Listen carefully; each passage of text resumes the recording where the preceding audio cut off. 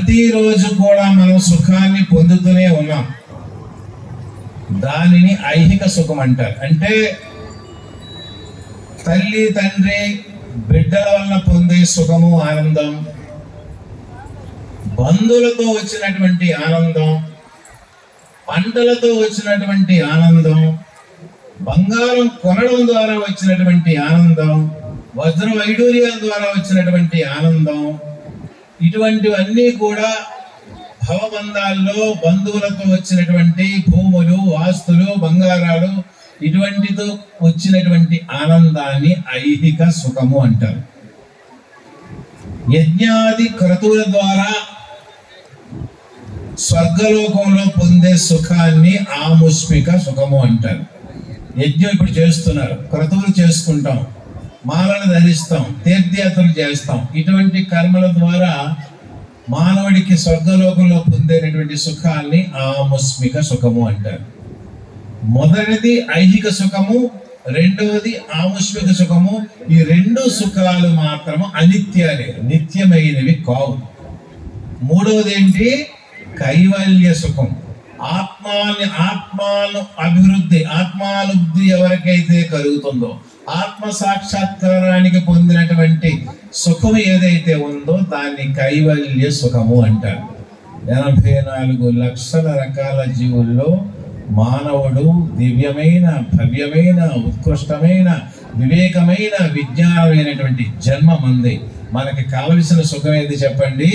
కైవల్య సుఖానికి మాత్రమే భగవానుడు మనకి జన్మని ప్రసాదించాడు.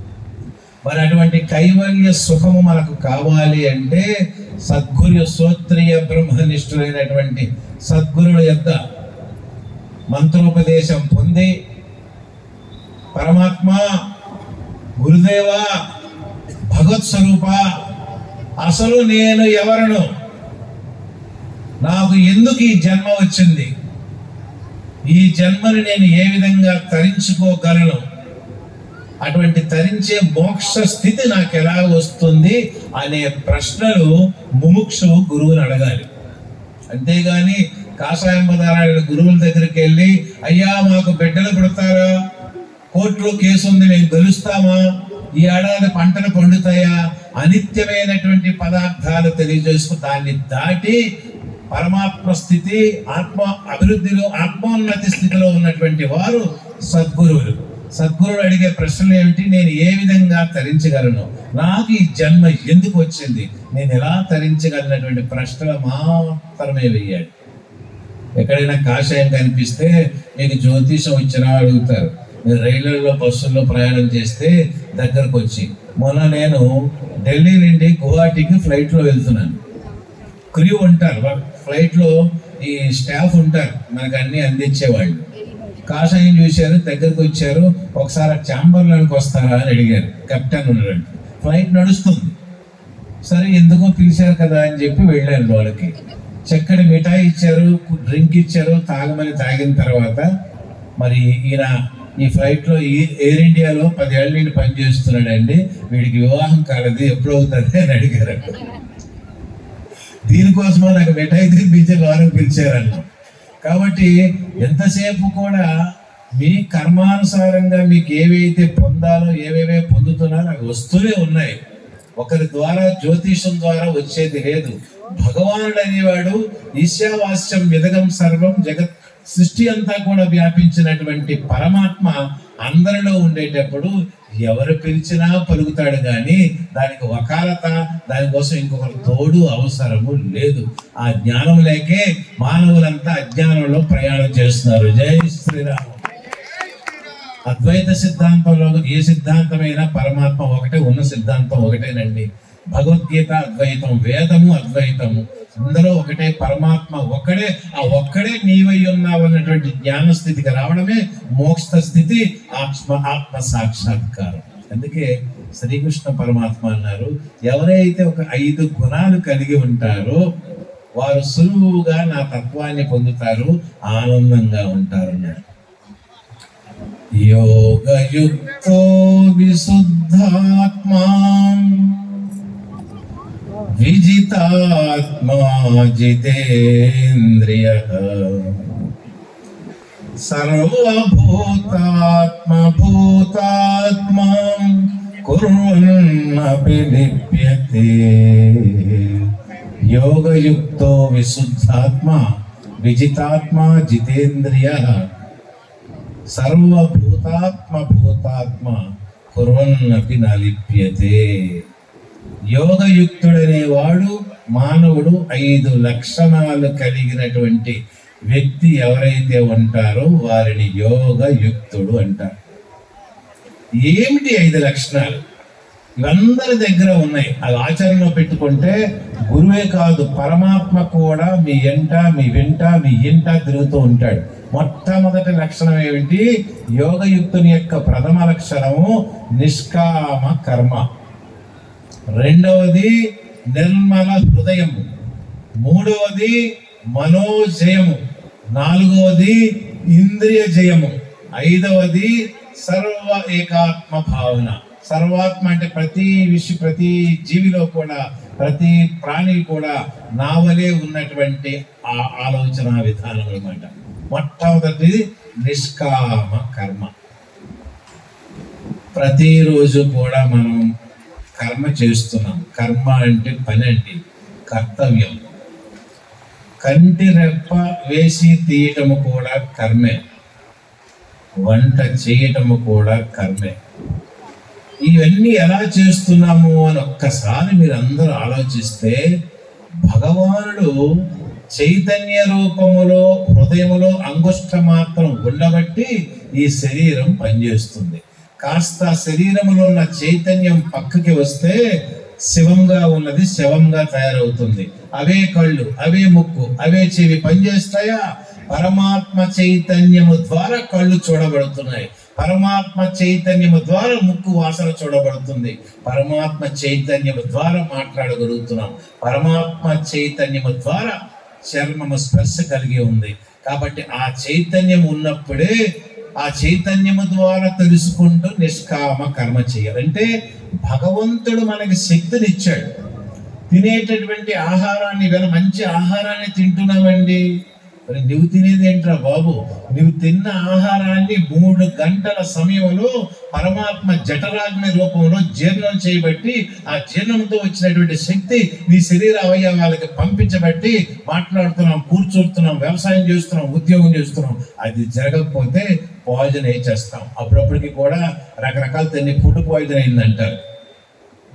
జఠరాగ్ని స్వరూపమైన పరమాత్మ ఇంటిలో వంట చేశామనుకోండి, తాలింపు, ఆ త్రాచుకున్నటువంటి జిడ్డు పోవాలంటే దేశంలో ఉన్నటువంటి సర్పలన్నీ వాడుతున్నారు. నిర్మా ఏంటి, రకరకాల నింబు ఏంటి, కానీ ఒకేసారి ఉదయం కాఫీ తాగాం, టీ తాగాం, ఇడ్లీ తిన్నాం, వడ తిన్నాం, ఇన్ని మసాలాలు కూడా జఠరాగ్నిలో పరమాత్మ జఠరాగ్ని ఆ ఉన్నటువంటి ఉష్ణోగ్రతతో దాన్నంతా జీర్ణం చేసి మనకు మన శరీరానికి రక్షణ కలిగించినటువంటి వాడిని మర్చిపోతే ఎలాగా?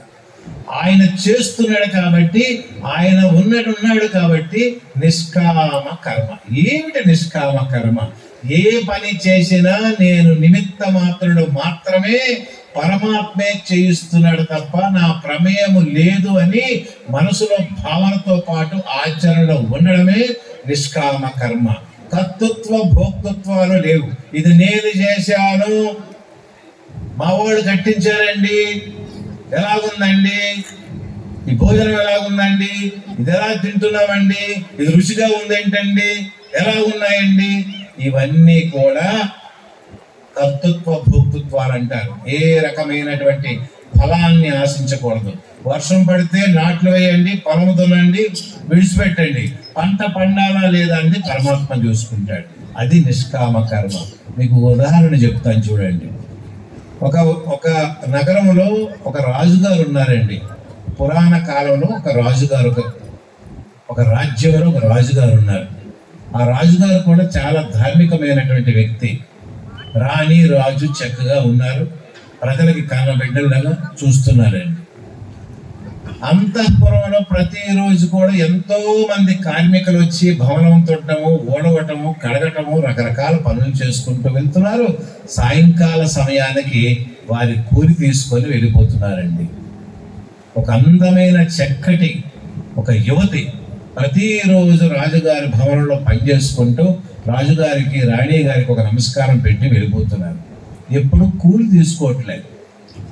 మంత్రి గారు అన్నారంట రాజుకి, అయ్యా ఎవరు కూలి వాళ్ళు తీసుకువెళ్ళిపోతున్నారు, కానీ ఆ విమల అనేటువంటి యువతి ఏనాడు కూడా రూపాయి తీసుకోలేదంటే ఉచితంగా ఎవరి దగ్గర మనం సేవ చేయించుకోగలదు మంత్రి గారు, ఆ అమ్మాయిని పిలవండి, 6 మాసాల తగ్గట్టు కూలి వెలకట్టి ఇచ్చేయండి అన్నారు.